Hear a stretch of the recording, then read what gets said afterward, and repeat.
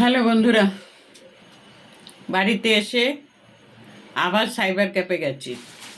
Cyber cafe গিয়ে voter কার্ডে দেখি বারুইপুরেরটার নাম কেটে দিয়েছে।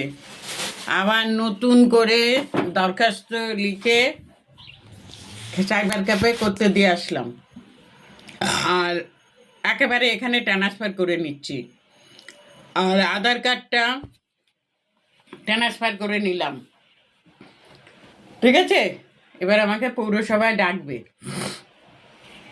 যাই হোক, কাদের ভুল কিসের ভুল জানি না, কেটে দিয়েছে দিয়েছে দিয়েছে যা। আমি তো আর বাংলাদেশের না, আমার সব ডকুমেন্টস আছে।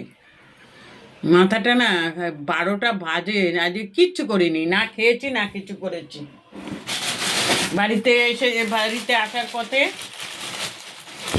এই যে একটা মূলো কিনেছি, মূলোটার দাম 24 টাকা। আর 10 টাকার পালং শাক কিনে এনেছি।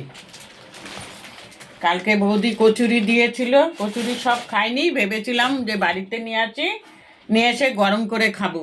তো সময় পেলাম কোথায়? এই তো আমার যুদ্ধ চলছে, আমার গোপালগুলো এখনো শুয়ে আছে। যাই হোক, আমি এবার আস্তে আস্তে কাজগুলো করি।